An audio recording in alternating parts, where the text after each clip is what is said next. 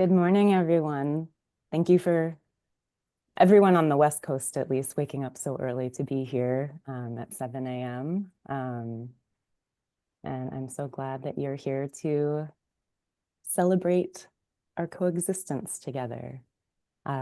Today, in celebration of Earth Day, we gather to celebrate the release of Transect of Coexistence, Inquiry into Nature, Art, and Habitat.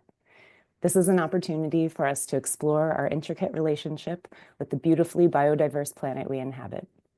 Let's share stories and questions concerning nature and culture, art and ecology, habitat and coexistence, contributing to the discourse regarding our climate emergencies. Let's listen and build hope against the current ecological crises. Guided by our more than human relatives and elements from nature, we take a broader view of the global situation while spending time noticing details of our local environments. Today, we aim not just to acknowledge, but truly celebrate the profound interconnectedness that sustains us all. And we want to hear from you too. So if everyone could share in the chat, what's one word that comes to mind when you think about your relationship coexisting with nature?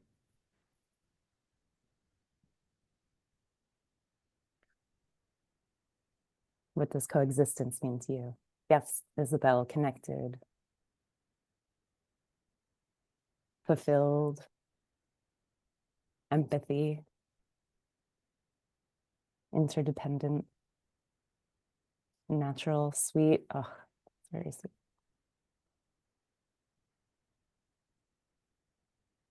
Thank you. Yes, let's listen, let's share stories, learn from each other, and build hope together against the urgent ecological challenges we face, guided by the wisdom of nature itself.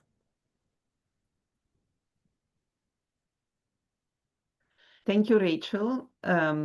We are very happy to have Rachel Cellinese to host us today for this first hour as we embark into this inquiry of our book, and especially in the meaning of nature, art, and habitat, inspired by our long journey taken together in participation to the making of the book and the existence of the residency that started more than 10 years ago. Rachel Cellinese is bridges design and climate actions, normalizing planetary care by harnessing the power of media to shift mindsets and public perception. As co-lead of the Los Angeles chapter of Climate Designers, over the past 5 years, Rachel has connected creatives to support community-driven initiatives at the intersection of art, ecology, and creativity. And thank you for joining the group today and guiding us through this first hour. Thank you, Ilaria. And it is my privilege to introduce Ilaria Mazzoleni, the visionary force behind NAHR, Nature, Art, and Habitat. As an architect, Ilaria's groundbreaking work in sustainable architecture and biomimicry has inspired a global community. And so many of you are here today, and I'm so happy about meeting you all. NAHR's vision has created a unique space for interdisciplinary dialogue and action. The NAHR Eco Laboratory in the Taleggio Valley in Italy and Santa Ynez in California serves as a vital space for multidisciplinary practice, a catalyst for the conversations that we are having today. Ilaria, welcome, and thank you so much for asking me to join you here today. Today, Earth Day, Earth Week, Earth Month, serves as a reminder that our habits create our habitat. As Jane Goodall has famously said, what you do makes a difference, and you have to decide what kind of difference you want to make. As we celebrate our shared home on Earth Day, let's remember that for many marginalized communities on the front lines of ecological devastation, survival is a daily reality and not a choice. Their voices hold truths about a planet being pillaged, truths we must elevate to hear above the noise as we explore pathways towards a more just and truly coexistent future. This is not limited to our fellow vulnerable humans, but to all participants in these ecosystems, from animals to plants to stones and the microbes in the soil. Today, we will listen to all of their voices.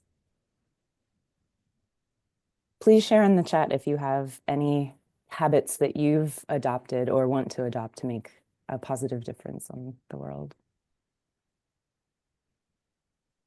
Everything is alive and responding to the things that we are doing.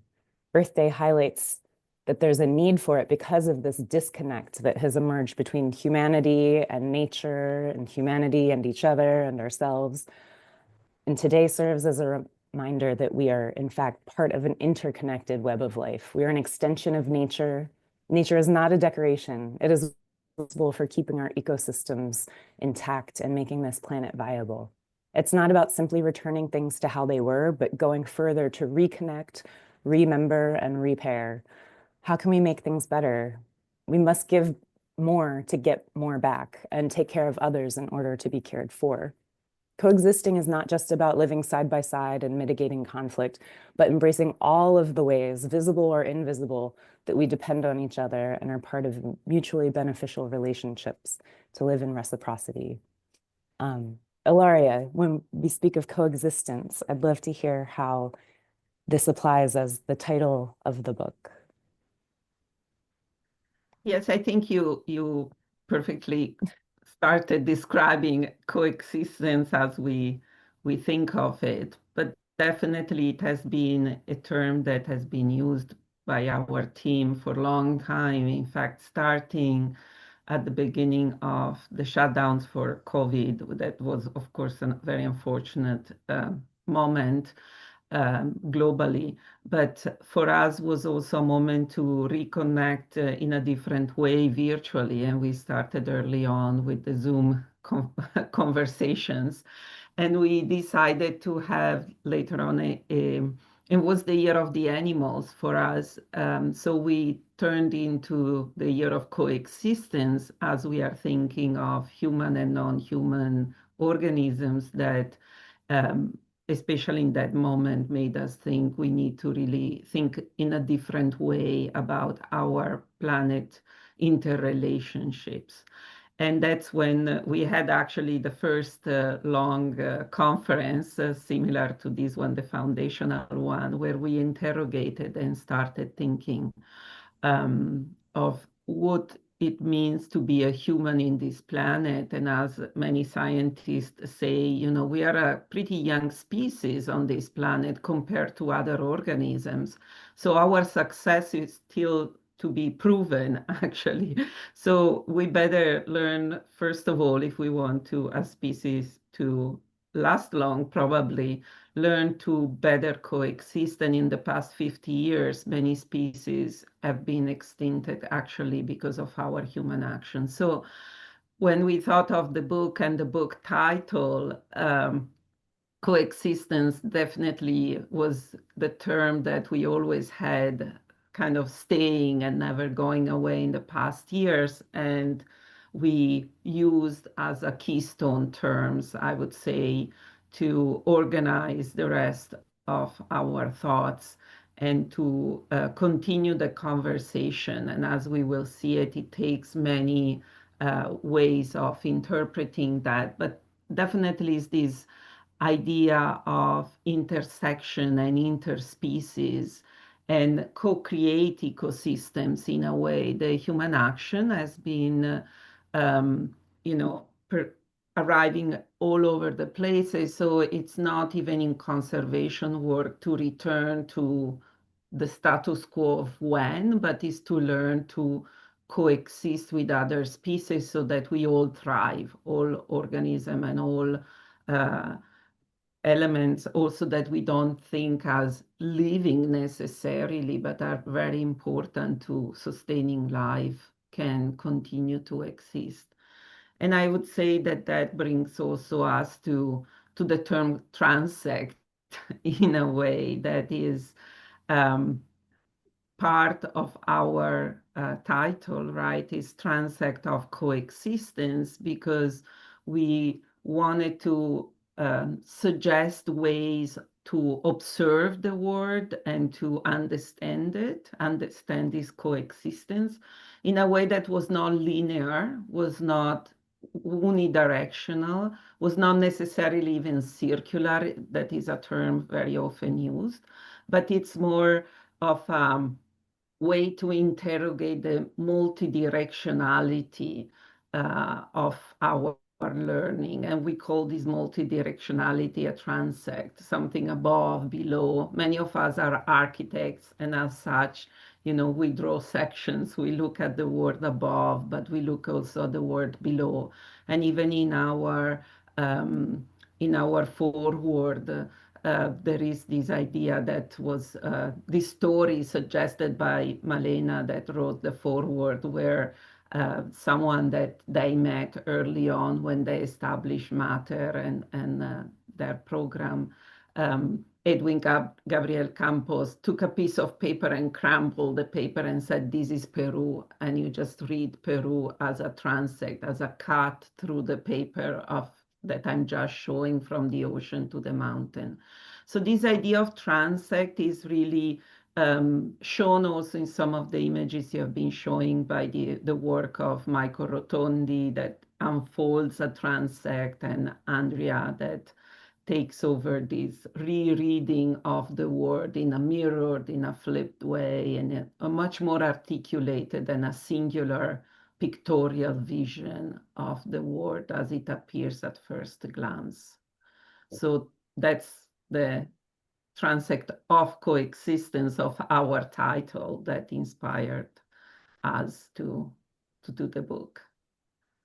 Thank you. Yeah, you mentioned Malena Martinez, and she not only got to write the first words in the book in the foreword, but she was also the one to get the last word on the back cover.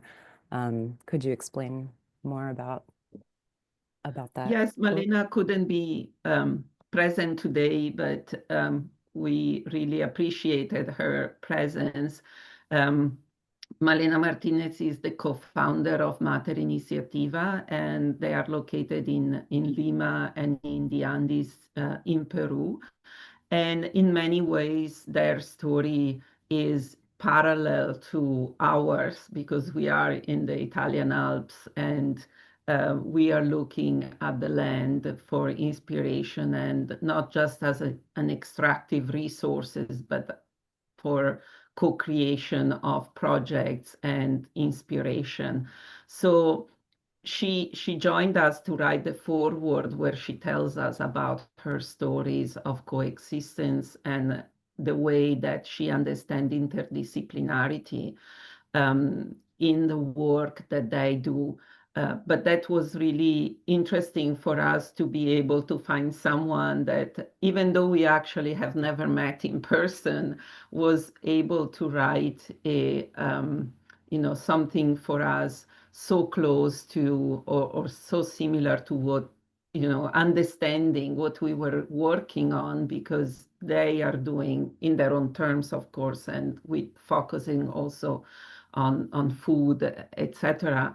But this path was very similar, and the words in the forewords are very inspiring and reinforces also this echo around the world of many people working on important, or what we think are important, conversation about environmental, not just thinking, but actions. Thank you. Yeah, you've also talked about the echoing of the voices.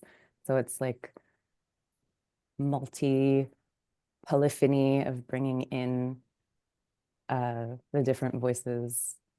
And I also enjoy that the way that the book is constructed. You hop from the front cover to the back.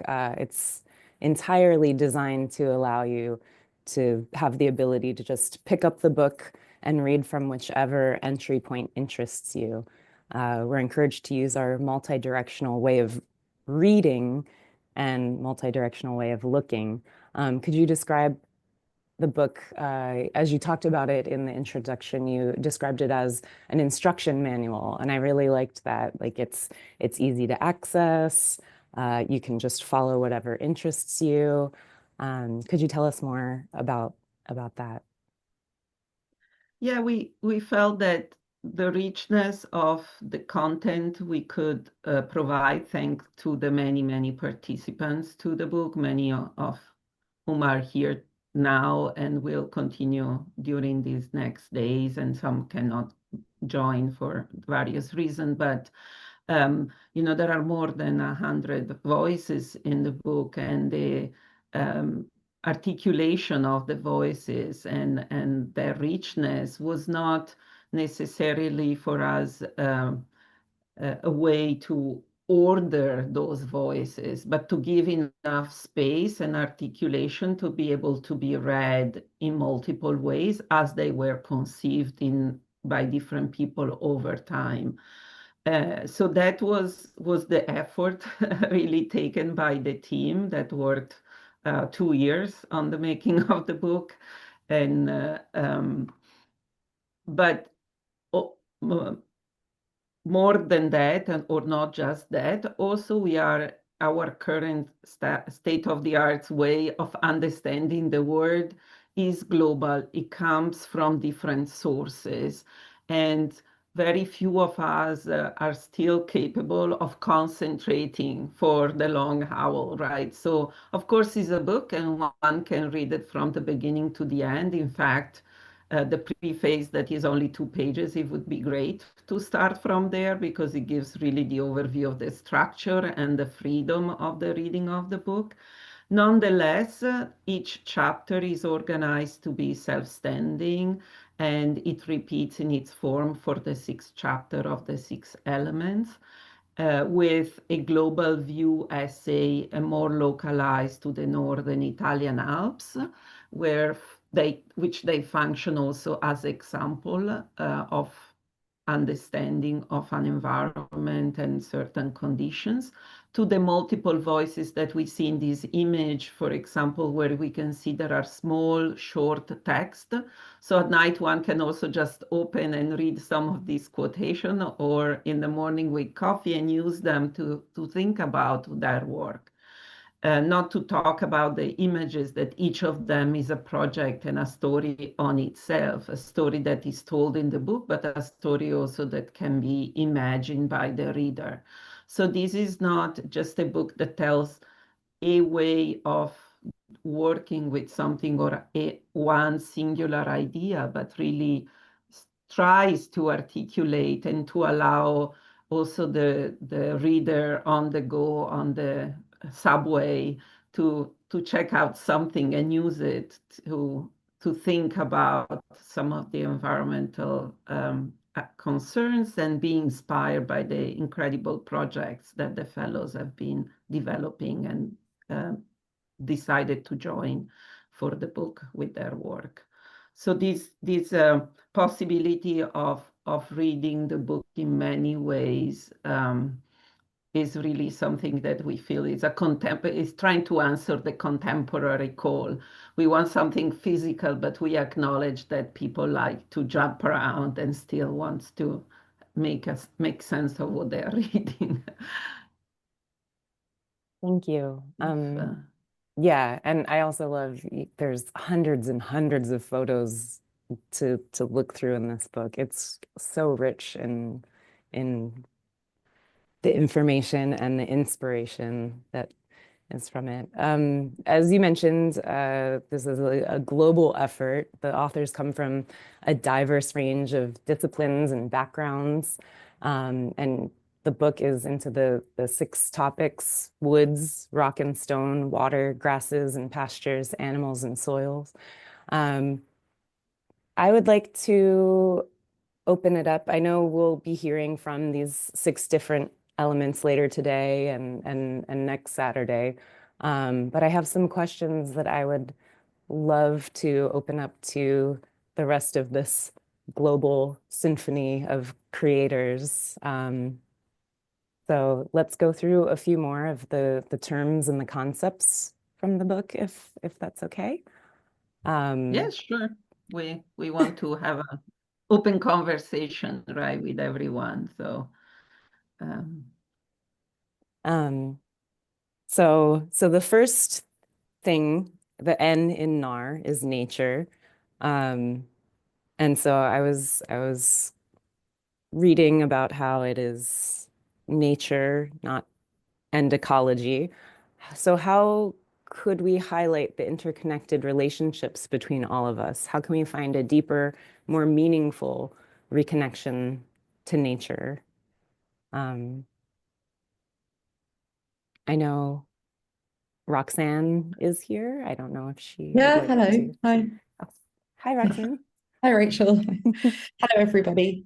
So we have talked quite a lot about these different terms, and especially in like creating the book and how we're going to structure the book, thought a lot about nature, art, and habitat.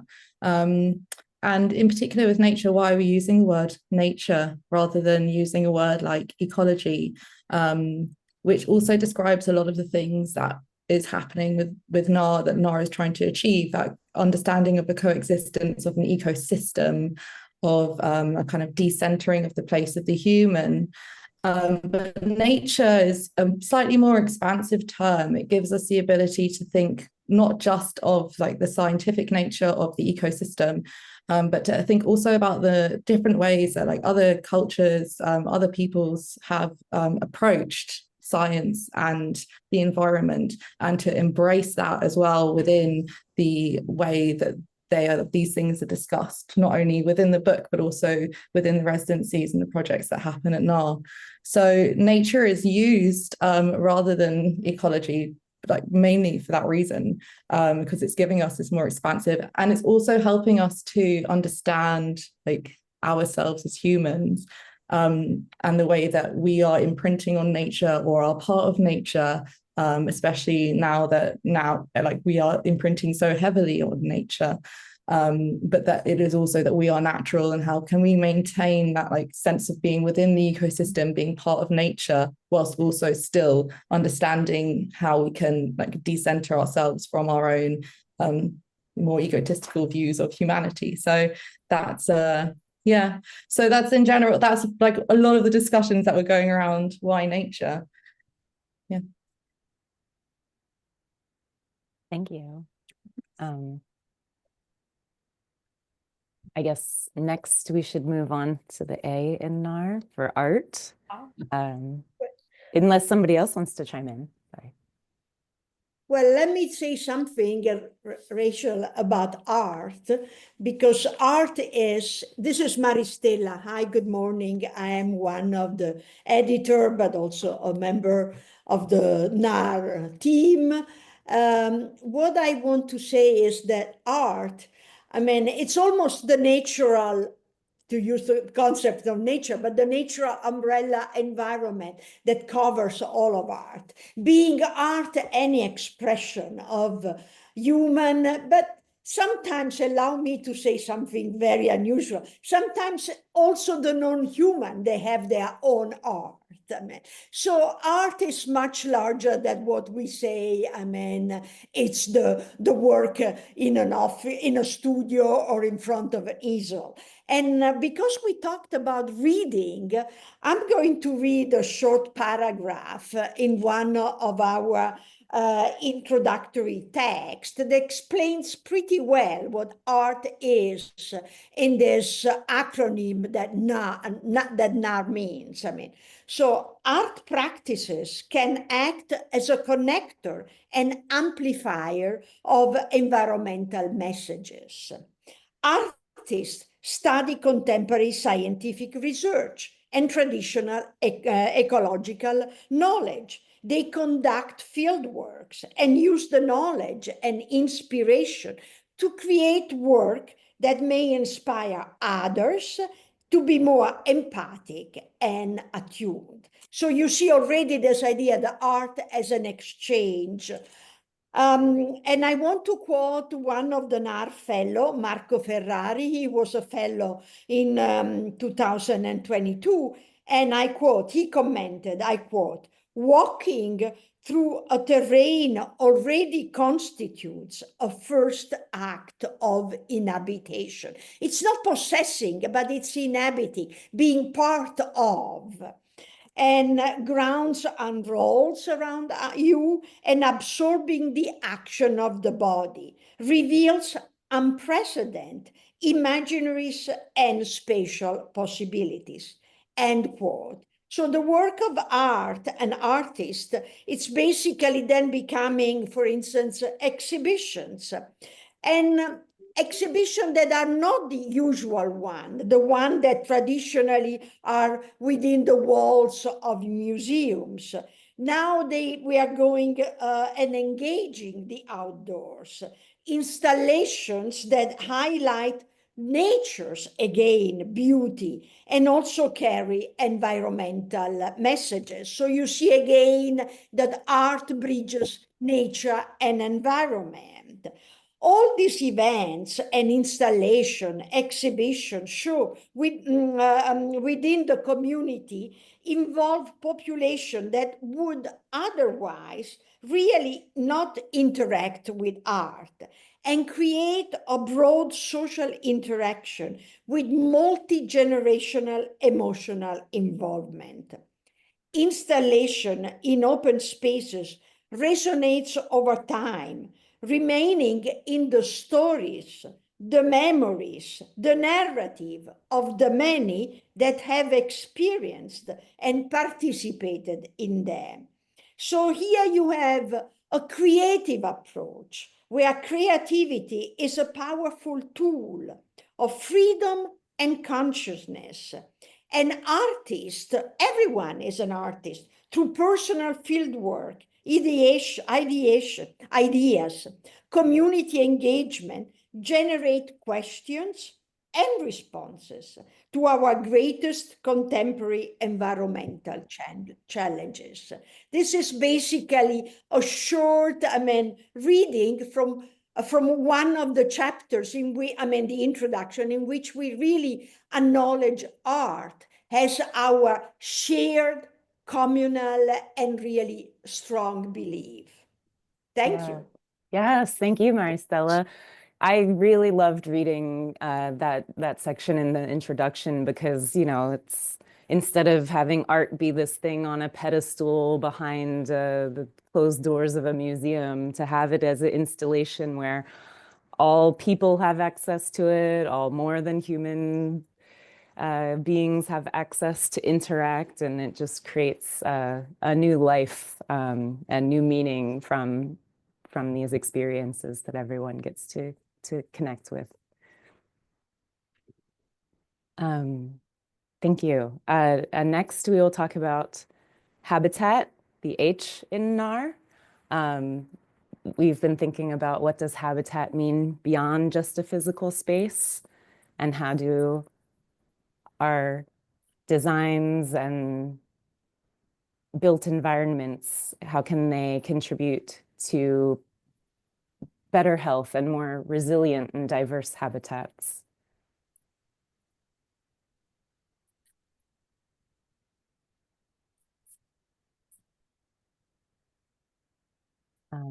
Did anyone want to speak on this? I know Grazia, maybe.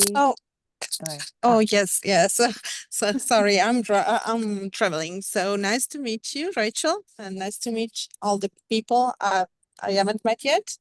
And I'm Grazia Signori, and I'm a part of NAHR group, and I'm a geologist. And so I'm happy to be here and just give a few words about this word habitat, which I really love.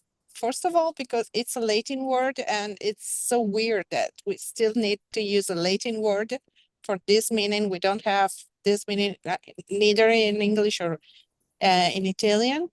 And this word is strong, is really strongly linked to what Maristella has just said. So inhabiting, not possessing, and stay attuned and empathy. It's really a word that means the life in a place. So we generally think about landscaping and something natural, and landscaping is nature and man and culture. And so I think that habitat is a word that really is strongly related to this idea. And going to the materials and material culture, and the way we live, and the way we as humans interfere with the nature, with the landscape. I think that it's really interesting to see how a word that we geologists use very much is geodiversity, which is more or less the same of biodiversity, but related to what the geological matrix of the places tells us, and how each place is different from the other thanks to its geological matrix, and how the people living there during centuries have developed the different ways of living and different ways of building and different ways of having productions and so on. And so I think that it's very interesting within this acronym NAHR to have this word.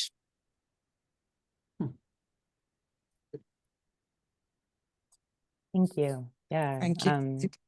I had not heard geodiversity before, so thank you for. Yes, that's something that geologists are very proud of. But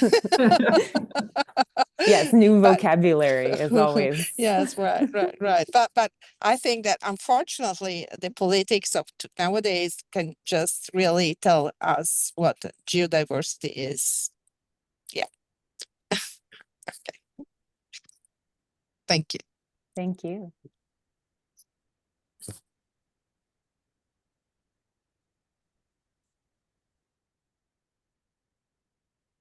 I don't know if the artist behind this image. If you allow me, maybe, I mean, because it's an open conversation, it's also interesting to reconsider the acronym in terms of the multidisciplinarity. You know, the first time you hear NAHR, and even if you then you say nature, art, habitat, I mean, you think, what kind of background, what kind of interest, what kind of passion, what kind of emotion animate the people within NAHR. I mean, Ilaria mentioned that NAHR in a certain way starts with a background in architecture.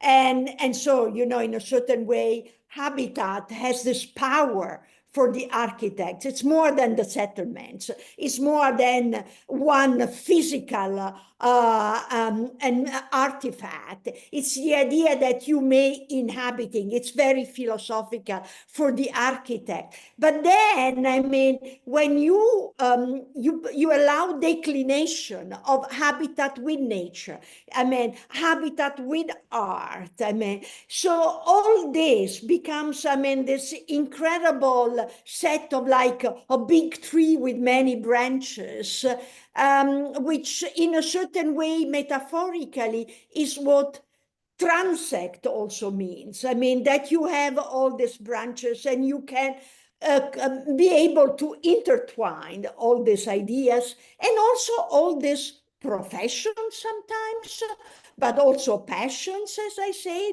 and also cultures together. The other idea of having, I mean, now global becomes very fragmented, also a misused word. And I think that it's really this fragmentation that it's also part of the way NAHR coexist with all these disciplines.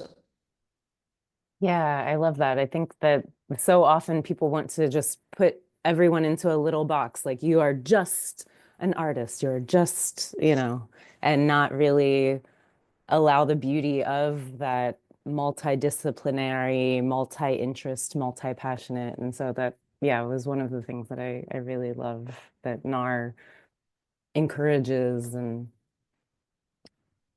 highlights. You mentioned culture. So the next slide that I've prepared is to discuss nature and culture. In what ways do our cultural narratives, traditions, and belief systems influence our perceptions and treatments of the natural world? Yes, and I think also some of these images that we are sharing are of fellows of NAHR that joined us over time. And this one is the work done by Mauro Sacchi and Hugh Helene, two performing artists that they use also their body with their work and art. Mi sono... And, Questa è una cosa che mi piacerebbe anche ragionare per Alessia. Sei mutata. And no. Sorry, I got distracted. Yeah, so I wanted to add that these images also speak to what we have been talking very much, and that's why I think, Rachel, you selected them for the slides, and some of the artists that, artists that have been shown are probably in the call, and if you guys want to talk to your projects, if you want to unmute and jump in, this was a project called We Were Here, and I don't know, Mauro, if you are around, I'm gonna call your name, but hello everybody. Can you hear me okay? Yeah. I don't. Okay, great. Yeah, so this was a long time ago. I believe this was the first first edition of NAHR in 2015, which feels like a million years ago for many reasons. Yeah, so our interest back then and my interest right now as a performing artist in theater and dance mostly was to look at nature as in space, as in habitat, and the human component, and particularly at not just the interaction between the human and the natural, as in what happens when a person comes into a space and transforms it with his or her or their presence, but also at what happens to the space once the person is gone. We did a few different things. This one in the photo, as Ilaria was saying, is called We Were Here, and we basically had the idea of sort of drawing in colored chalk around the city, the town, I should say, around Sottochiesa. And so some of these silhouettes that appeared popped up in the town from for the how long were we there? I guess we were there for 2 weeks. I can't even remember. Where silhouettes themselves doing different things in different positions, but we also wanted to draw the silhouettes of people who actually live in the town, just as to leave a mark, which is both like a very present mark, because it's very readily accessible because everybody can see it and it's in colored chalk, but also something that's very impermanent by its nature because it's made of chalk. And for example, the first chalking session we did just in front of the place we were staying, and as soon as we finished, it began to rain, and so the chalk outline was gone, and so the only thing that remains was sort of our memory of it. And actually, I was back in Sottochiesa, I think, when was it? A couple of years ago, maybe last time. And some of the outlines, although very faded, were still there, which I hope makes the people of the town happy and not too upset that somebody came and chalk graffitied their home. But yeah, it was kind of like the purpose of just very simple concept of like, we were here, we changed the space with our presence, but now that we're gone, our presence still has changed the space. And this is obviously, on a larger scale, not just about drawing an outline in chalk, but more in general, like space is changed by the presence of humans, even just walking through an empty space. If somebody witnesses me walking through the space, that space is now changed even after I'm gone, even if I left no mark, but I've left a mark in the person that saw me walk through. Anyway, I don't want to get too philosophical when it comes to theater, things that I'm interested in, but yeah, lovely to be here. Lovely to be in this habitat. Nice to see you, Mauro. All the way from Taiwan, by the way, even though Yes. I'm very Italian. Mauro, I have a question. Yes, please. here there is a caption. You are the author, Mauro, and you, he. I mean, this is a lovely picture that I haven't seen. Okay. And I really love it. I mean, why, what do you mean? What is the section that says Guido Pesenti Campagnoni at San Marco? Okay, so San Marco is the name of the bar, restaurant in town in Sottochiesa. Yeah. And Guido Presenti Campagnoni is one of the people who lives in the town, and he would always sit at this table, smoking, playing cards with his friends. I think in this case he was there with, I believe, the smaller silhouette in pink is the son of the owner of the bar. I can't quite remember No, because it's been was 10 years. actually him. Rachel, if you go down 2 slides, we can be flexible on this and show the had 2 images. Oh, there you go. Oh, it's him. Okay, never mind. With his amazing cane. Incorrectly, yeah. So we puzzle them together. Leave it here. Before and after photos of all of them. So you see again how much the idea, when Rachel, we were talking about art outdoor, I mean, out of the museums, I mean, means stories, of course, means memories, of course. I mean, it's much more. I mean, means, I mean, new creativity, even a caption, which is, of course, I mean, in a book, something that it's almost you. If you are an editor, of course, you put the captions of your images. And we paid a lot of attention through these books to all the captions and mentioning the author, the copyrights, and so on. But the idea that the caption then becomes part of what, as I said, I mean, stories, memories, narratives, and more. I mean, it's part of an ongoing novel. Which I think it's one of the qualities, not only of this book, but generally speaking of NAHR. Thank you, Mauro. Sorry, by the way. And there are these.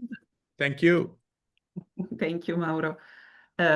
We puzzle in all the images that we have in this first introduction, because we know that other fellows are there. I know Emilio is around, who is not a fellow in the way that we define fellows at NAHR, but is someone that came to speak to NAHR and participated to a show that we did in Bergamo on coexistence with the drawing that you see in the bottom corner.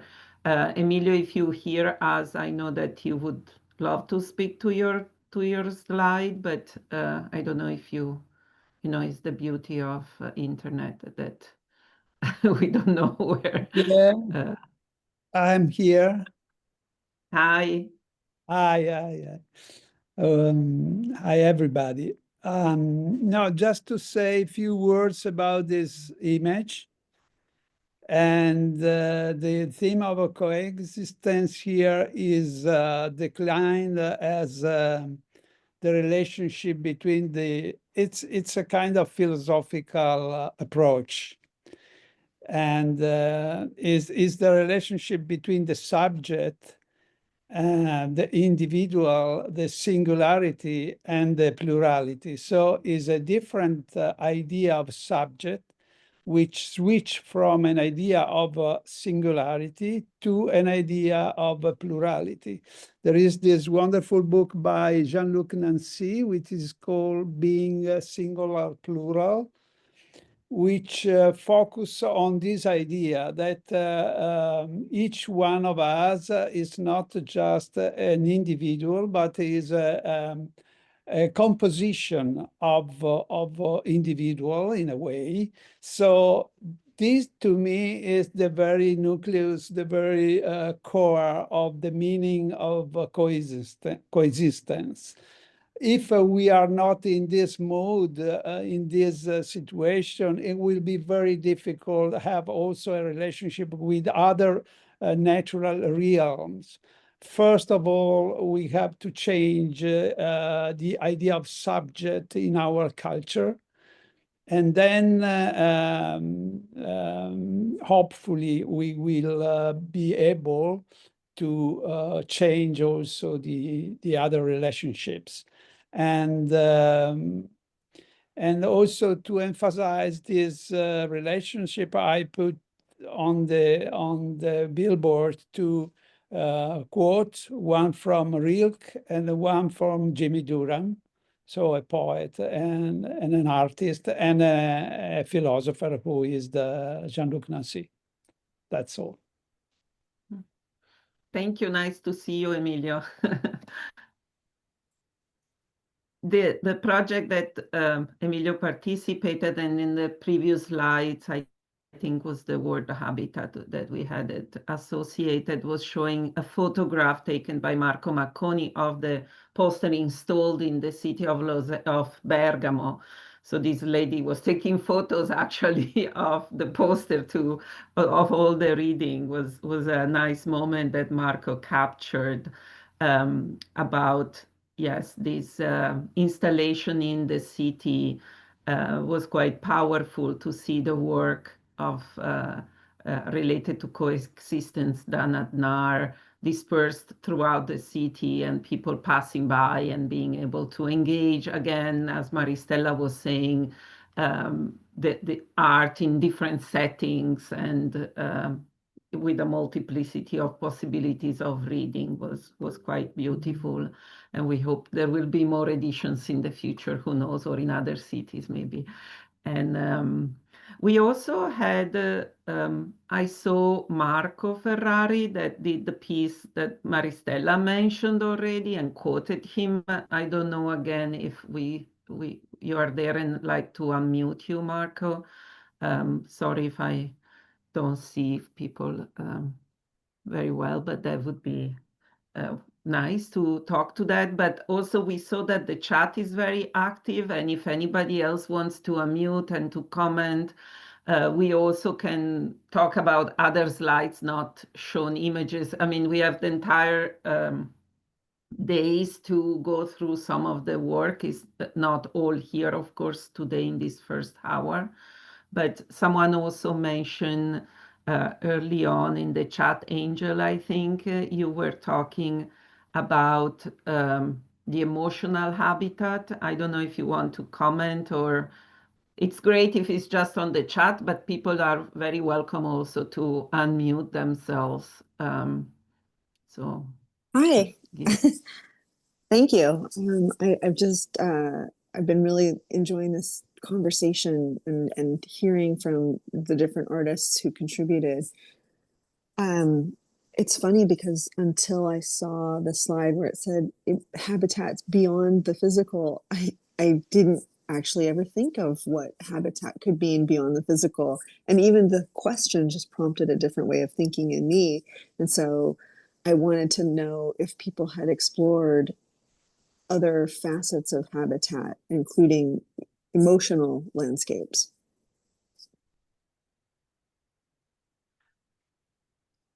I would say that definitely has been explored, perhaps not by saying we are exploring habitat, not exactly in the way that you positioned it at the moment, maybe simply because each year we enter the topics from the element of nature.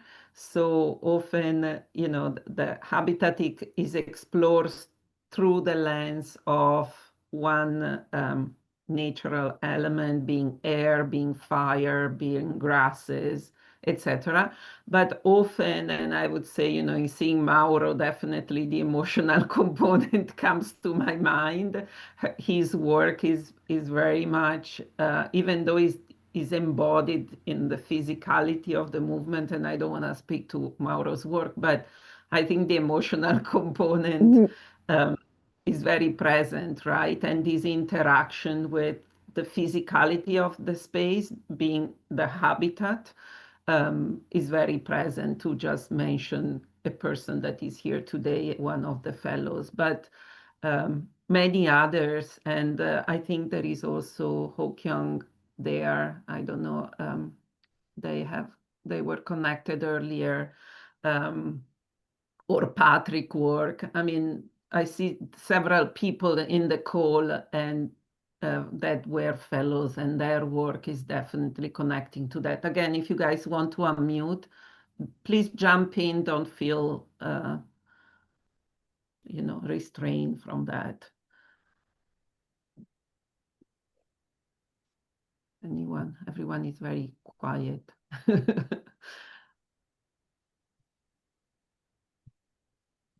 I think we had one more slide, actually, Rachel, that I was curious that you choose. Do you want to? We have still 5 minutes to go, so it's our last final minutes, let's say, for this introduction. The urban, there was one, I think. Yes, this one, we were talking about, there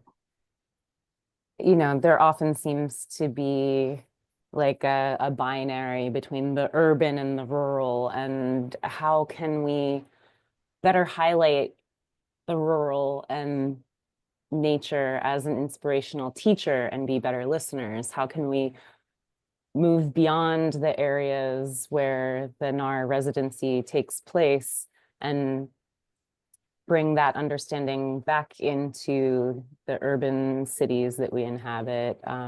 One of the things in the intro of the book was about the idea of making climate change more tangible, because the closer you are to nature, the more you notice it changing. And in order to change, staying in place to notice those changes.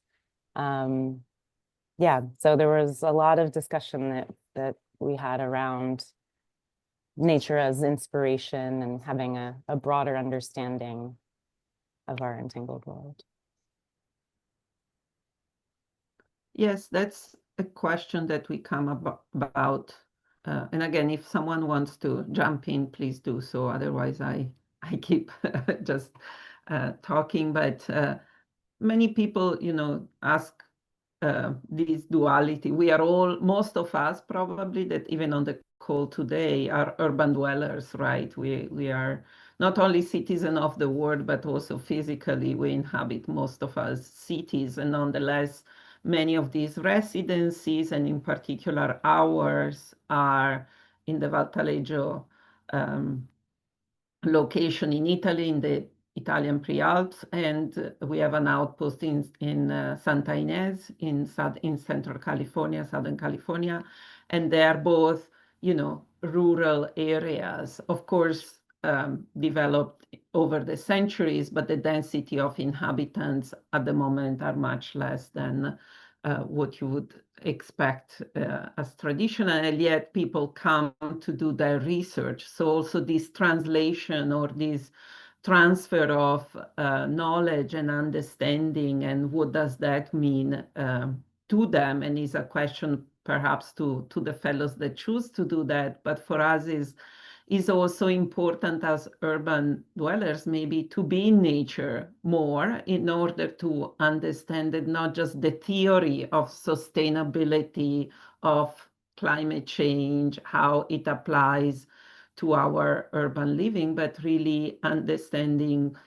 nature in its maybe discomfort also, right? Sometimes people come to the valley, and then there are flies or insects, and they say, oh, these are so annoying. But I mean, that's diversity, that's coexistence as well, right, in its own terms. So that is one simple ways of looking into urban and rural, but is also really immersing ourselves in a different environment, culturally and physically and ecologically, to really deepen oneself into thinking and discovery, to then return and apply some of the learned lessons. Perhaps that's one of the many reasons why we have been doing this. We are at 2 minutes, so we are going to jump now and close it off. I let Rachel close in it, but please don't go away. We have more hours. So I just want to say we are closing this first hour and taking a short break to come back with the next. So Rachel, take it away for the closing. Thank you. You're Thank you muted. all. Thank you. Quick stop. I don't hear. Maybe it's me.